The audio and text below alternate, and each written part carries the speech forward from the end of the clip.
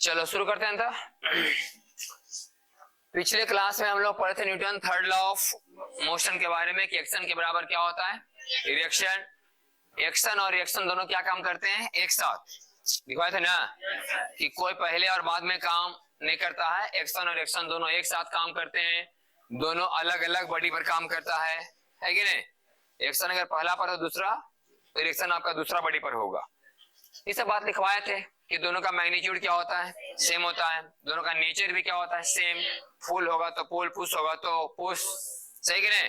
Last line ये भी लिखाए थे कि दोनों एक ही रेखा के अनुदिश लाइन ऑफ एक्शन दोनों क्या होता है सेम। लास्ट में लिखवाए थे कि नहीं, लाइन ऑफ एक्शन क्या होता है सेम। और एक बात तो उसमें कि लिखवाए थे कि नहीं, थोड़ा ध्यान देना ये बात, नॉर्मल रिएक्शन हमेशा कॉन्टेक्ट सरफेस के नॉर्मल ही काम करते हैं। नॉर्मल रिएक्शन जो भी होता है हमेशा कांटेक्ट सरफेस के परपेंडिकुलर काम करते हैं। आपकी बात तो पता है पहले कि नॉर्मल रिएक्शन कहाँ काम करता है, जहां पर क्या होता है कांटेक्ट, जहां पर कांटेक्ट तो वही काम होता है नॉर्मल फोर्स। और हमेशा कैसे काम करेगा कांटेक्ट सरफेस के परपेंडिकुलर। तो पिछले क्लास में हम आपको सिंगल ब्लॉक वाला सवाल करके दिखाए थे, जैसे दिखाए थे कि मान लिया एक ब्लॉक है, कहाँ रखा हुआ है ग्राउंड पर, कई किलोग्राम का, m किलोग्राम का, एक्शन रिएक्शन का एग्जांपल दे रहे थे। पहला सवाल हम लोग ये पहला एग्जांपल आपका ये करवाए थे हम, किसका बताइए फ्री बॉडी डायग्राम। इसे क्या बताना है आपको, फ्री बॉडी डायग्राम। और ये बॉडी क्या है, रेस्ट में है। हाँ, ये जो रेस्ट में है इसे बोलते हैं हम लोग स्टैटिक इक्विलिब्रियम। क्या बोलते हैं इसे, स्टैटिक इक्विलिब्रियम। इक्विलिब्रियम मतलब संतुलन, इक्विलिब्रियम मतलब, और स्टैटिक मतलब विराम, कि विराम में है और क्या है संतुलन में है। तो इसका फ्री बॉडी डायग्राम कैसे दिखाए थे हम, कि मान लीजिए कि m किलोग्राम का ये बॉडी हो गया, आई हो गया हमारा ग्राउंड माने पृथ्वी हो गया। तो m किलोग्राम का वस्तु पृथ्वी पर रखा हुआ है, तो m किलोग्राम की वस्तु को पृथ्वी कहाँ खींचेगी नीचे, तो वस्तु भी खींचेगा पृथ्वी को कहाँ ऊपर। ये हो गया गुरुत्वाकर्षण वाला mg वाला। ये तो हुआ कि अगर ये बॉडी जमीन के कांटेक्ट में नहीं भी रहता, पृथ्वी के संपर्क में नहीं भी होता, तो इतना तो काम कर भी करता। लेकिन चूंकि कांटेक्ट में है कि नहीं, तो कांटेक्ट के चलते क्या होता है वो पुश, पुश ना। तो जमीन धक्का दे रहा किसको, वस्तु को, अब वस्तु धक्का देगा जमीन को ऐसे। तो ई वाला एक साथ हुआ था एक्शन और रिएक्शन, ई वाला हुआ एक साथ एक्शन रिएक्शन, आई वाला हुआ एक साथ एक्शन और रिएक्शन, सही कि नहीं। चूंकि बॉडी रेस्ट में है कि नहीं, ये बॉडी क्या है रेस्ट में, इसका मतलब बॉडी पर ऊपर लगने वाला बल और नीचे लगने वाला बल दोनों का मान क्या होगा सेम होगा, बराबर होगा। तो n बराबर क्या हो गया था mg। पीछे क्लास में करवाया कि नहीं, सिंगल ब्लॉक का एग्जाम्पल देखते चलिए। हम बहुत सारा एग्जाम्पल देंगे जिसमें आपको पता चलेगा एक्शन और रिएक्शन। हाँ, और इस तरह के सवाल का बनाने को फार्मूला नहीं है, कंसेप्ट है। आप जाकर के चीजों को प्रैक्टिस कीजिए, जैसे बना हुआ है ना, आप ही जाइए बनाइए, बोलिए कि ऐसे ऐसे हुआ, फिर ये धक्का मारा, इसका रिएक्शन ही है, ये दोनों आपस में पुश है, कांटेक्ट के चलते है, ये ऊपर की तरफ तो फिर नीचे की तरफ। इस तरह से बोर बोर के डायग्राम बनाओ, रियाज करो, तब तुमको ज्यादा समझ में आएगा। दो ब्लॉक वाला हम करके दिखा रहे हैं आपको। दो ब्लॉक वाला, मान लो कि m1 किलो, आई वाला मान लो m2 किलो, दोनों कहाँ रखा हुआ है पृथ्वी पर, सही कि नहीं। इसका हम बनाएंगे आपको free body diagram, m1 m2 है कि नहीं। दो ब्लॉक का कौची बनाए, एक के मरते बनाते हैं, क्या ब्लॉक का, तीन ब्लॉक का। तीन ब्लॉक का सीख जाएगा तो दो ब्लॉक का तो उसे आसानी नहीं रहेगा, सही कि नहीं। एक ही में दिखा रहे हैं तीन ब्लॉक का, m1 m2 और कहीं दिक्कत लगे तो बोलना। जिससे E हो गया हमारा मान लो m1, E हो गया हमारा m2 और E हो गया m3। यही तो हो गया ग्राउंड। m1 किलोग्राम वाला बॉडी, m2 किलोग्राम वाला बॉडी और m3 किलोग्राम वाला बॉडी, ये हो गया हमारा ग्राउंड। अब पहले बताओ m1 का कितना काम करेगा, m1 जी। हाँ, पहले हम लोग गुरुत्वाकर्षण वाला बात कर लेते हैं, फिर कांटेक्ट फोर्स के बारे में, फिर टेंशन और स्प्रिंग, इतने के बारे में तो पढ़ाई होना। फ्रिक्शन के बारे में चैप्टर में तो पढ़ाई होना ही नहीं, बताए भी थे। तो m2 का कितना होगा यहाँ m2g और m3 कितना होगा m3g। अच्छा, ये सब बल कौन लगा रहा है, पृथ्वी, पृथ्वी ना, पृथ्वी का गुरुत्वाकर्षण बल है, तो इसका रिएक्शन भी किसको मिलेगा? पृथ्वी को। इसे पृथ्वी पर लगने वाला बल हम दिखाते उखाते नहीं है। अब दिखा सकते हैं कि M1G तो पृथ्वी पर भी लगा M1G, M2G पृथ्वी पर भी लगा M2G, इस बॉडी पर M3G पृथ्वी पर लगेगा M3G। समझ आया कि नहीं? तो ई तो हो गया गुरुत्वाकर्षण के चलते, समझ आया कि नहीं? अच्छा बताओ, ये M3 इसके कांटेक्ट में है कि नहीं? तो इसका मतलब जमीन इसको रिएक्शन देता होगा एगो, आई भी जमीन को एगो रिएक्शन देता होगा M3। ये किसके चलते हो रहा है? कांटेक्ट के चलते। ये किसके चलते हो रहा है? गुरुत्वाकर्षण के चलते। कौन हुआ? M3G। ये M3G, M2G, M1G ये सब जो हुआ गुरुत्वाकर्षण के चलते, ग्रेविटेशनल फोर्स के चलते। लेकिन ये जो M3 दिखा है कौन वाला हुआ है? कांटेक्ट के चलते। किसके चलते? क्योंकि M3 किस पर रखा हुआ है? तो संपर्क है कि नहीं? तो कांटेक्ट पर कैसा होता है? पुश। तो पृथ्वी पुश किया, धक्का दिया M3 को, M3 धक्का दिया पृथ्वी को। अच्छा, क्या M2 रखा है M3 पर? M2 M3 में कांटेक्ट है कि नहीं? तो E धक्का देगा M2 को, M2 धक्का देगा इसको, सही कि नहीं? तो E धक्का दिया इसको ऊपर की ओर, कितना मान लो N2, तो यह धक्का देगा इसको कितना N2, देख लो, सही कि नहीं? यही हम लिखाते थे कि सेम लाइन ऑफ एक्शन, एक ही रेखा के अनुदिश काम करते हैं सब कुछ। लेकिन हम क्या करते हैं, ऐसे दिखाना चाहिए थे N3 और N2, लेकिन हम थोड़ा अच्छा लगने के लिए, बच्चा लोग को क्लियर दिखने के लिए हम लोग अलग से दिखाते हैं। कौन है वो? N2। हाँ, इसी लाइन पर दिखाओ तो कोई दिक्कत, और वही अच्छा बात भी वही है, लेकिन थोड़ा साफ साफ दिखने के लिए कि E लगाया इस पर N2, E लगाया इस पर भी N2। अच्छा, अब यहाँ भी तो कांटेक्ट है, तो E इस पर लगाया मान लो N1, तो E भी लगाएगा इस पर N1। कहानी हो गया खत्म। पहला तो सब में द्रव्यमान है कि नहीं, तो सब पर कौन बल लगा? बोलो बोलो, गुरुत्वा। ये कौन लगाया? पृथ्वी। इस ये तो संपर्क में नहीं भी रहता तभी लगता है M1G, M2G और M3G, गुरुत्वाकर्षण बल। इसका सबका रिएक्शन किसे मिल रहा है? पृथ्वी को। आई कांटेक्ट के चलते ये दोनों एक दूसरे को क्या कर रहे हैं? धक्का दे रहे हैं कि नहीं? कांटेक्ट के चलते ये दोनों एक दूसरे को धक्का देने। कौन वाला इसमें है? N2। कांटेक्ट के चलते दोनों धक्का दे दूसरे को, कितना से? N1 से। देखो, इसको N1 से, इसको N1 से, इसको N2 से, इसको भी N2 से। जमीन इसको N3 से, भी इसको N3 से। लेकिन तीनों बॉडी रेस्ट में है आकि चल रहा है? मतलब इक्विलिब्रियम में है। रेस्ट का मतलब क्या है? इक्विलिब्रियम में है, संतुलन में है। तो संतुलन में है, इसका मतलब बताओ N1 बराबर क्या होना चाहिए? M1G। अगर इस संतुलन में है तो इस पर ऊपर लगने वाला बल और नीचे लगने वाला बल दोनों बराबर होना चाहिए कि नहीं? अगर इस संतुलन में है तो इस पर ऊपर की ओर लगने वाला बल कौन है? बोलिए, N2। और नीचे की ओर लगने वाला, आराम आराम से बोलो, नीचे की ओर लगने वाला कौन कौन है? N1 भी तो नीचे ही नहीं लग रहा है जी, तो बोलो कौन कौन? N2 बराबर N1 plus M2G, N1 plus ये दोनों फोर्स किधर की ओर लग रहा है? आई कहाँ लग रहा है? और ये बड़ी रेस्ट में है कि नहीं? मतलब ऊपर लगने वाला बल और दोनों बराबर होना चाहिए कि नहीं? चलो यहाँ आ जाओ। अच्छा, इसका मान ही पुट कर लेते हैं जरा, तो M1G प्लस M2G। अच्छा, अब यहाँ आ जाओ, N3 में आ जाओ। N3 ऊपर लग रहे ना, और नीचे की ओर बोलो N2 plus M3G, N2 plus N2 का मान यहाँ से बोलो M1G plus M2G plus M3G, सही कि नहीं? तो बताओ पृथ्वी पर कुल कितना जाकर बल लग रहा है? N3 है ना, माने पृथ्वी पर कुल कितना वजन काम कर रहा है? M1G, M2G, M3G। N2 बराबर कितना आया? M1G plus M2G। हाँ, N2 बराबर M1G प्लस M2G, N1 बराबर M1G। क्योंकि बॉडी सब क्या है? रेस्ट में। इसके ऊपर वाला बल और नीचे वाला बल क्या होगा? अब बताओ, हम 3 बॉडी करके दिखाएं, 2 तक कर सके कि नहीं? 2 तक करने में तो आप यहाँ के बाद ये खत्म कर दो, इतने का दिखाओ। नहीं, अगर हम दुइये बड़ी का सवाल कराते तो खाली क्या दिक्कत था, ये वाला नहीं होता, यही शुरू होता कि नहीं, M2G और फिर एगो N2 और जमीन पर एगो N2। ये N2 कहाँ दिखाते, जमीन पर, सही कि नहीं, ये N2 रहता, ये M2G रहता, N2 रहता, फिर यहाँ पर N1 आएगा कौन, M1G।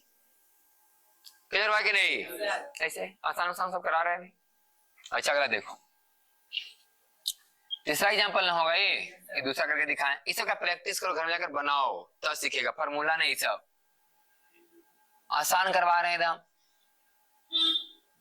M kilogram, M kilogram का बड़ी छत से क्या है, एक रस्सी के थ्रू लटका हुआ है, तो ये भी तो रेस्ट में है, ये भी क्या है, रेस्ट में है, तो इसका भी हम आपको बना के दिखाएंगे, फ्री बॉडी डायग्राम। हाँ, इसे बोलते हैं FBD, फ्री बॉडी डायग्राम। हर एक बॉडी का फ्री डायग्राम सब अपना अलग अलग दिखाएगा।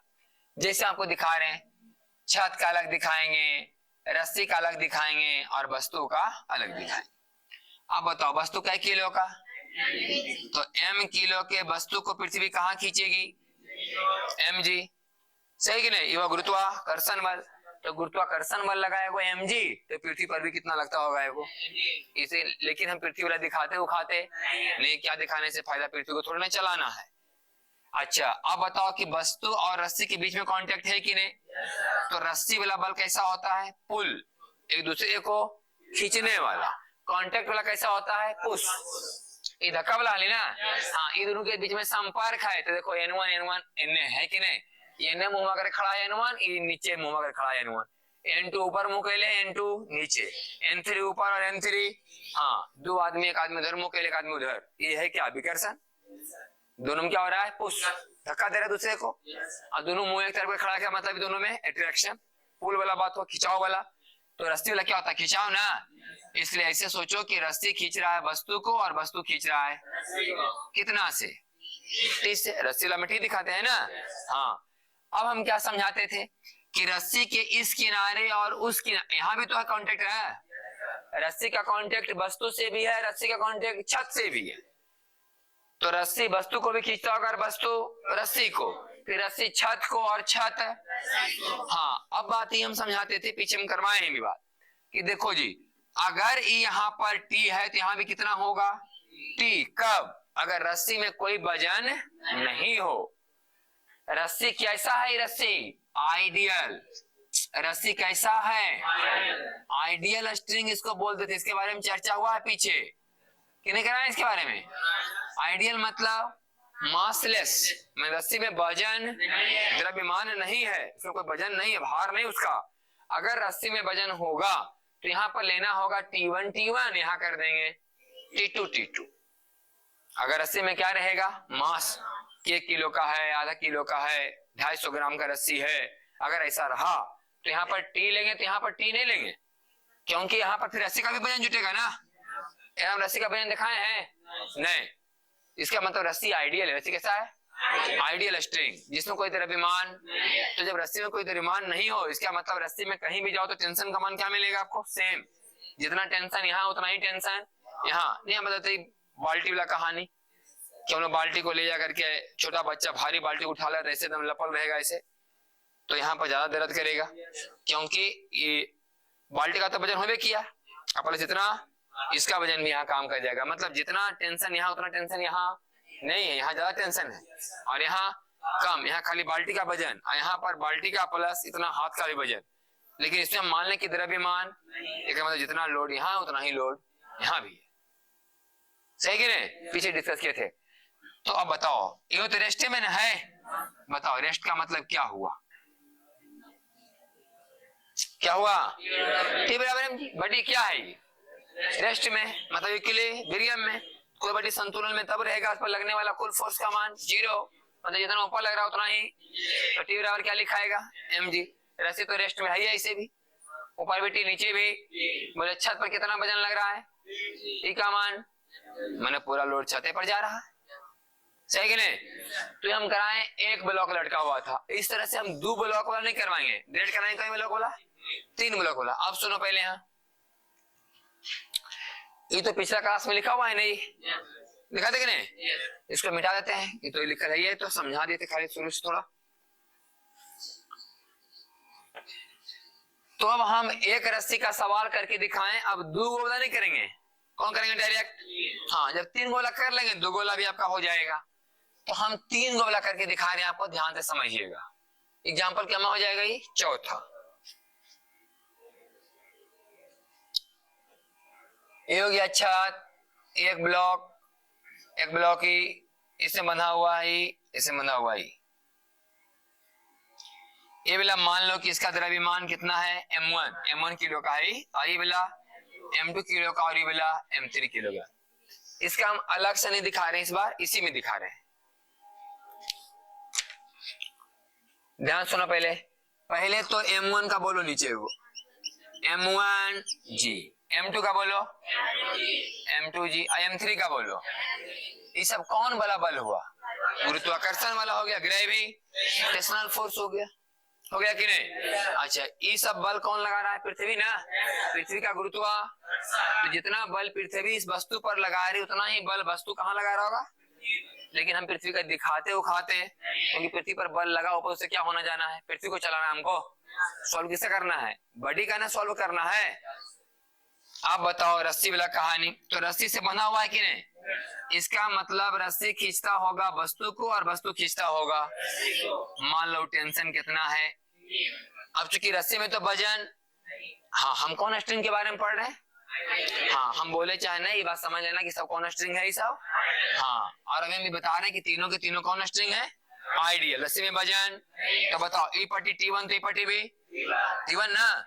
इसका मतलब वस्तु खींचता होगा रस्सी को T1 से, और रस्सी खींचता होगा वस्तु को T1 से। सही कि नहीं? टेंशन अब बल कैसा बल होता है? पुल वाला ना, खिंचाव वाला। तो रस्सी का होगा काम ही।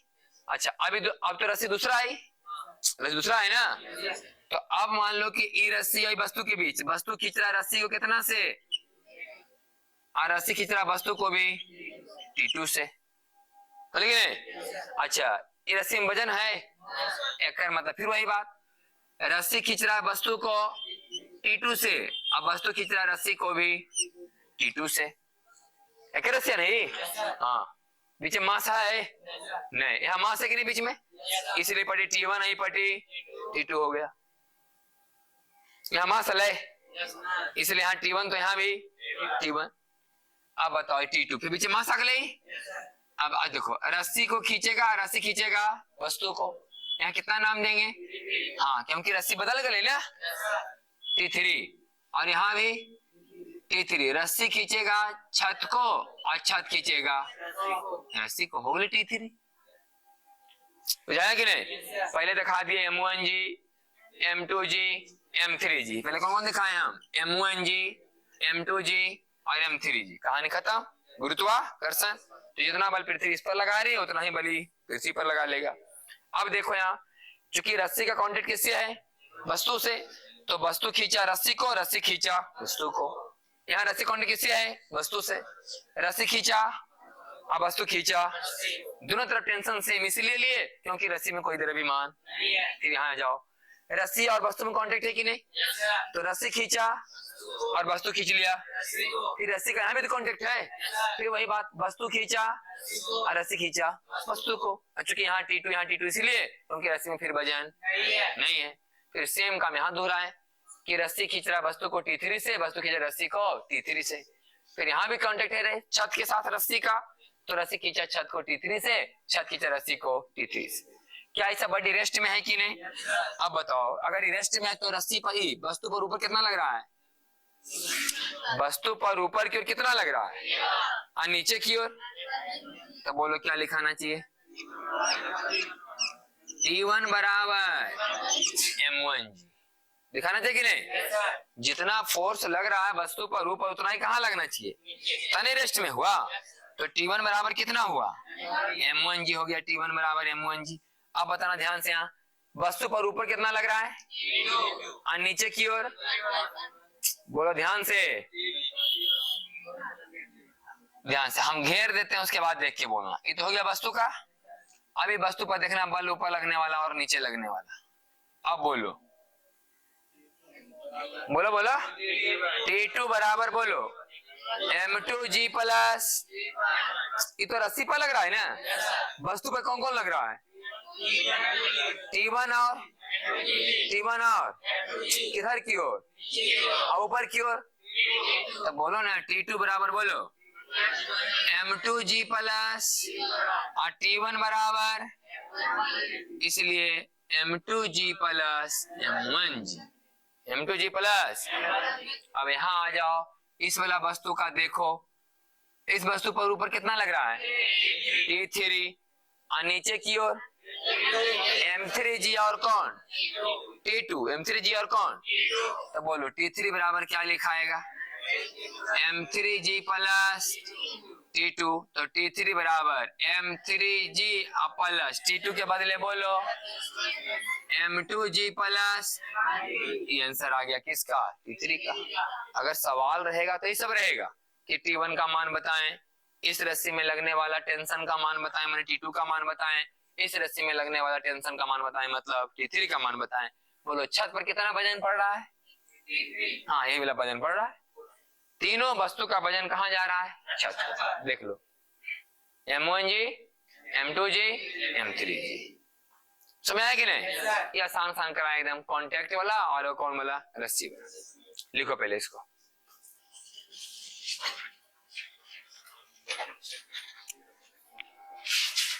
चलो देखिए अगला,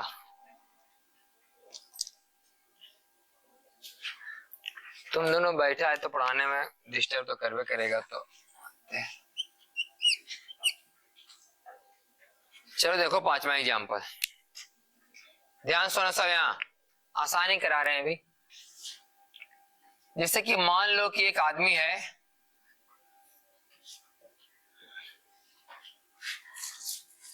M किलोग्राम का,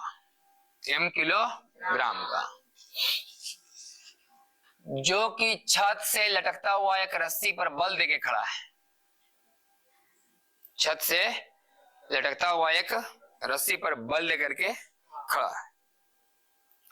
तो इसका हम बनाने जा रहे हैं फ्री बॉडी डायग्राम।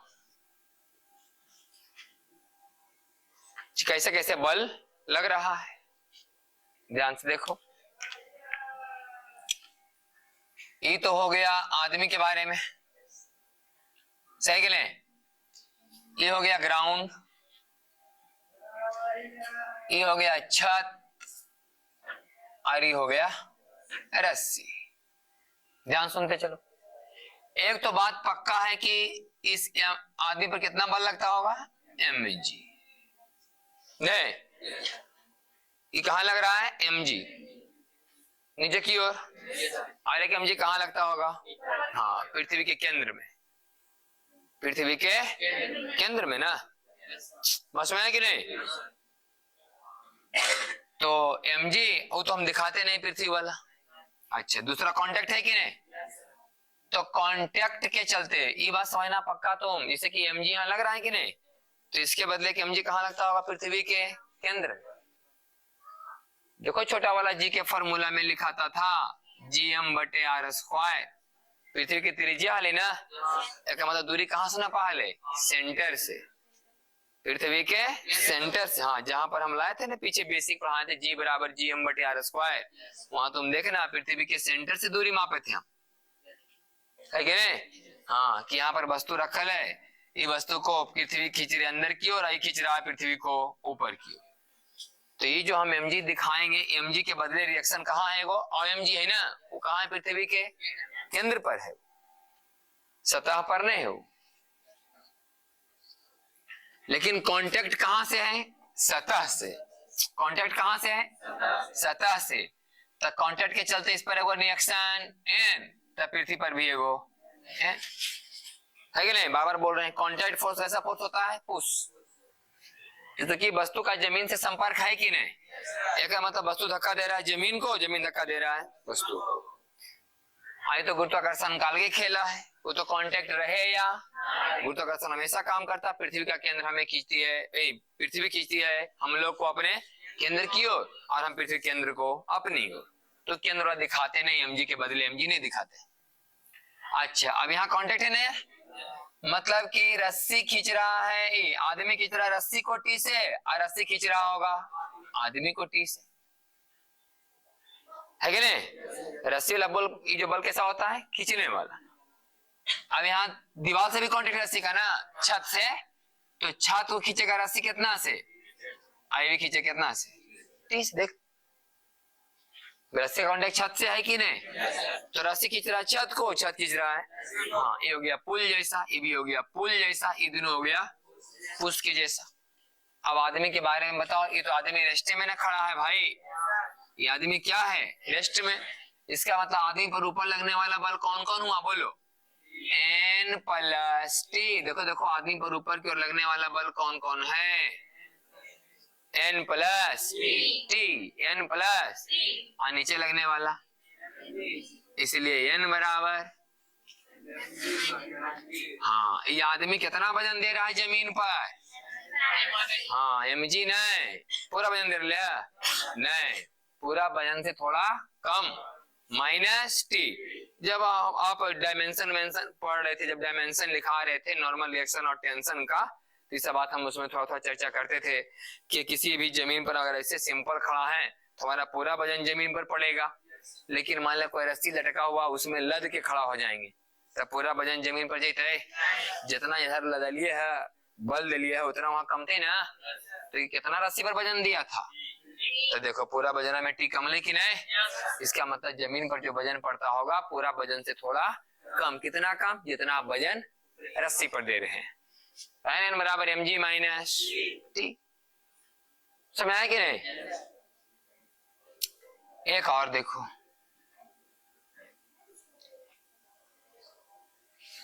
ध्यान से समझना इबला।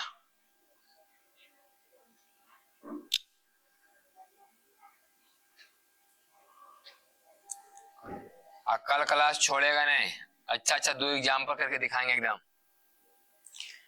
ये क्या किया हुआ है? फिक्स। ये क्या किया हुआ है?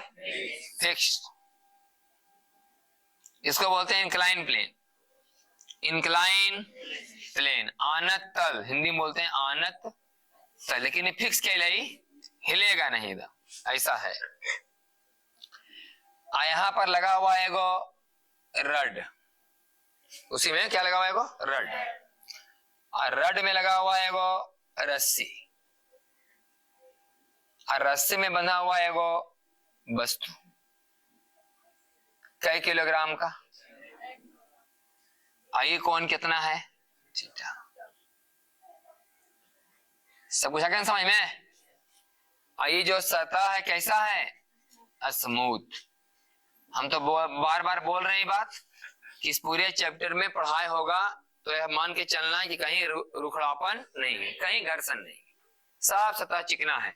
क्योंकि अगला चैप्टर में हम लोग पढ़ेंगे कौन सी? फ्रिक्शन। कौन चैप्टर? हाँ, घर्षण के बारे में, जहां जमीन में क्या रहेगा? रुखड़ापन रहेगा। अभी भी बात मान के चलते कहीं कोई रुखड़ापन नहीं है। अब ध्यान से सुनो, हम दिखाते चलते हैं अच्छा से फिगर, कहीं कोई दिक्कत लगे तो बोलेगा आप। अच्छा, पढ़ाई इस वेज से बोलते हैं, वेज, इसको बोलते हैं ट्रायंगुलर वेज, त्रिभुजाकार वेज। गुटका एक तरह से समझो। नहीं गुटका ऐसा लग रहा है कि कोई मान लिया जाए कि कार उर है लगा हुआ ढुलाव पर, ऐसा गुटका लगा दो पीछे से, तो पीछे ढुलता है? नहीं ढुलता है। समझ रहा है कि नहीं? मान लिया कहीं कार उर चढ़ाव पर लगा है, वहां पर कुछ हो गया अचानक तो ढुलेगा नीचे, तो इस तरह का गुटका लाओ और क्या कर दो, ऐसे लगा दो तो ढुलते वो रुका दे कि नहीं? हाँ, इसको बोलते हैं ट्रायंगुलर वे। तो इस पर हम वस्तु रखा हुआ है, हम इसका फ्री बॉडी डायग्राम खींच के दिखा रहे हैं, कहीं कोई दिक्कत है तो बोले कि हाँ यहाँ पर नहीं समझ में आया। यहां दिखा रहे हैं करके।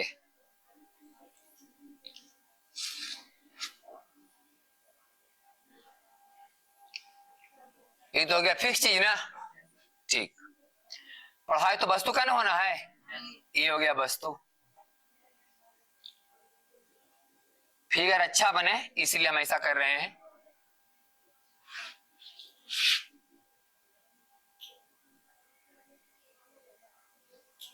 ध्यान से समझना यहां पर। अब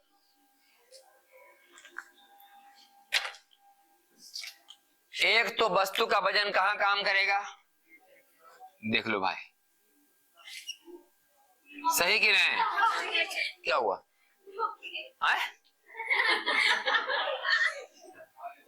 अच्छा पढ़ो पहले, कुछ करेगा नहीं। चले देख लो पहले। अच्छा ठीक रहे तो m किलोग्राम के वस्तु को पृथ्वी कहाँ खींचेगा? mg। ये तो मान के चल रहे हैं ना कि पृथ्वी का केंद्र इस पर बल लगा रहा है।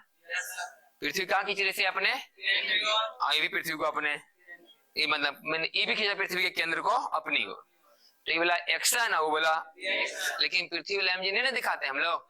अच्छा दूसरा बात ध्यान समझना, ध्यान सुनो सब यहाँ पहले। अब क्या ये जो है इस पर रखा हुआ है कि नहीं? तो यहाँ कांटेक्ट हुआ कि नहीं? तो कांटेक्ट जहां हो रहा है वहां कौन होगा? एगो पुश। तो इसका मतलब ये जो ट्रायंगुलर वेज है इसे कितना धक्का दे रहा होगा ऊपर? n। बुझा रहा है कि नहीं? ट्रायंगुलर वेज कितना धक्का दे रहा होगा? n। माने कि ये और आपस में कांटेक्ट है कि नहीं? तो धक्का देगा कितना इसको? n। आई भी धक्का देगा इसको कितना? n। कितना धक्का दिया ही? n। तो इसको भी धक्का कितना पड़ता होगा? हम वो नहीं दिखा रहे हैं, ऐसे दिखाना चाहो तो दिखा सकता है कि वस्तु पर ऊपर, इस पर नीचे लगाएगा वो। सही कि नहीं? ई एन किस पर दिखाए हैं? ई एन किस पर है? एक त्रिभुजाकार वेज पर। त्रिभुजाकार ई एन किस पर है? वस्तु पर। बुझा रहा है कि नहीं? तुम घबरा देता बार बार। और अच्छा से देखो इसको। तो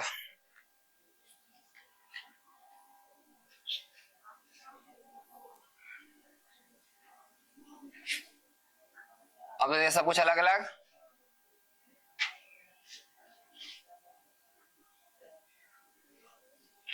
सही ना? आई कौन कितना है? थीटा। तो फिक्स है ना? फिक्स है ही। आप अपना ध्यान से बताना कहीं कोई दिक्कत होगा था। इस पर कितना वो काम करेगा नीचे? mg। वो कहीं का दिखाओ, कोई दिक्कत नहीं है, mg हो गया। अच्छा ये दोनों कांटेक्ट में है कि नहीं? तो हम कह रहे हैं कि e इसको धक्का दिया कितना से? n से। e भी धक्का देगा इसको, ये देखो। सही कि नहीं? ये कांटेक्ट के चलते हुआ, कांटेक्ट के चलते तो धक्का पड़ा है ना। और फोर्स लगता है हमेशा सरफेस के परपेंडिकुलर। तो यही ना है सरफेस, किसके लंबवत ऐसी ना होले कि वस्तु देगा बेज पर इधर बल लगाएगा और बेज वस्तु पर इधर बल लगाएगा। एन हो गया ये। अच्छा क्या रस्सी से भी संपर्क है? तो रस्सी वाला कहानी सॉल्व कर लेते हैं। हाँ रस्सी वाला तो खिंचाव होता है ना। रस्सी खींचेगा किसको? वस्तु को। अब वस्तु खींचेगा रस्सी को। तो वस्तु खींच रहा है रस्सी और रस्सी को खींच रहा है वस्तु। यह देख, सही कि नहीं? रस्सी वाला दिखा देना खिंचाव बोला। वस्तु खींच रहा है रस्सी को और रस्सी खींच रहा है वस्तु को। तो इस तरह से देखो एक चीज तो समझ। तो इस पर कई बल लगा वस्तु पर? बताओ 3 बल। अच्छा बताओ ये जो एन लग रहा है वस्तु पर, ये जो एन लग रहा है वस्तु पर, ये तो वेज पर लग रहा है ना। वस्तु पर कई बल लगा? कौन कौन? एन टी आएगा mg, एन टी और mg, एन टी और mg। देख समझ में आया कि नहीं आया बोला? एन टी और mg। mg तो गुरुत्वा, एन हुआ कांटेक्ट वाला और टी हुआ रस्सी वाला। यही तीनों तो मैंने पढ़ाई है, तीनों चीज है। आएगा कभी कभी आएगा बीच में कौन वाला? स्प्रिंग। कौन आएगा? तो उसका अलग से पढ़ाई करेंगे, लास्ट में स्प्रिंग का पढ़ाएंगे। अभी आपको तीन ही चीज ज्यादातर आएगा, mg वाला, कांटेक्ट वाला नॉर्मल और रस्सी वाला टेंशन। ठीक है क्लियर? हाँ mg नॉर्मल और टेंशन। अब ध्यान सुना पहले एक चीज और, ज्यामिति। ई वाला लाइन और ई वाला लाइन के बीच कोण कितना है? अच्छा एक याद रखना कि अगर दो रेखाओं के बीच का कोण थीटा हो, दो रेखाओं के बीच का कोण, तो उसकी लंबवत रेखाएं भी आपस में थीटा कोण बनाती हैं। दो रेखाओं के बीच कोण अगर कितना हो तो उसकी लंबवत रेखाएं भी आपस में थीटा कोण बनाती है। जैसे समझ ना, ई वाला लाइन के लंबवत ई लाइन है कि नहीं, बोलो पहले। ई वाला लाइन के परपेंडिकुलर ई लाइन है कि नहीं, और ई वाला लाइन के परपेंडिकुलर ई वाला लाइन है कि नहीं। तो अगर ई दोनों के बीच कितना बन रहा है तो यहाँ भी बताओ कितना बनना चाहिए, ये भी कोण बनेगा यहाँ थीटा। दो रेखाओं के बीच कोण कितना हो थीटा, तो उसकी लंबवत रेखाएं भी आपस में कितना बनाती है, थीटा ही बनाएगी। दो रेखाओं के बीच कितना हो थीटा, तो उसकी लंबवत रेखाएं भी कितना बनाती हैं, थीटा कोण बनाती हैं। देख लो भाई अब यहाँ एन आई वाला एम जी के बीच कितना बनेगा ये थीटा।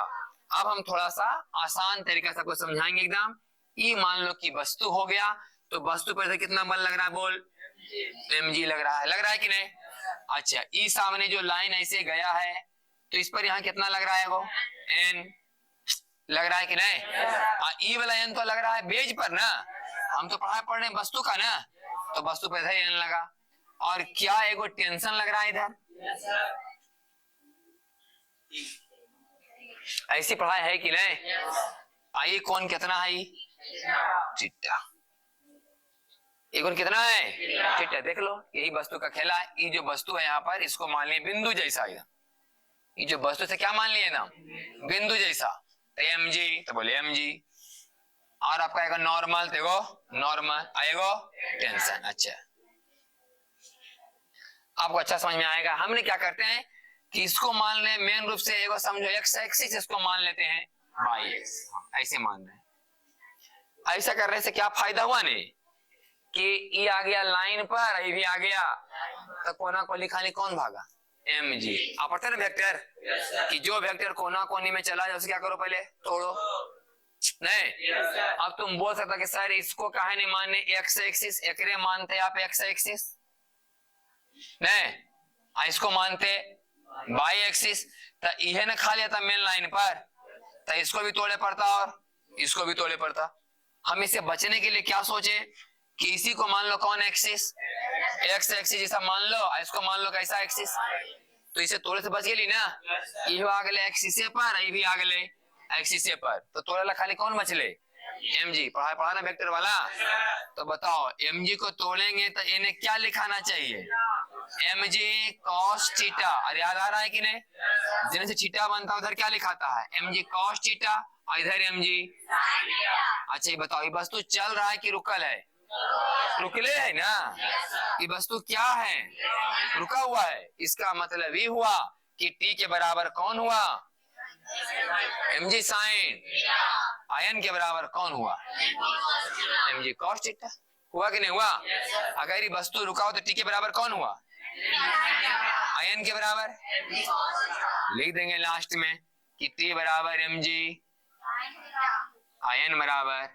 हाँ, अगर पूछेगा सवाल तो यही से पूछेगा कि टी का मान बताओ, एन का मान बताओ। हमको सवाल नहीं करा रहे हैं, कंसेप्ट करा रहे हैं। अभी आप जितना फिगर हम बना के दिखा रहे उसका रियाज कीजिएगा तो आगे समझ में और आसान होगा। 2-3 चैप्टर तक आगे से पढ़ाई होते रहेगा, ये सब पढ़ाई होगा बार बार। ये सभी जो भी हम फिगर बनवा रहे हैं क्यों बनवाए हैं, 6 को ना। हाँ अभी 6 को तो मात्र बनवाए, कल 2 और बनवाएंगे, 8 को हो जाएगा। ये 8 को खूब प्रैक्टिस करो, जितना बार रियाज करो उतना सीखेगा। लिख लो ये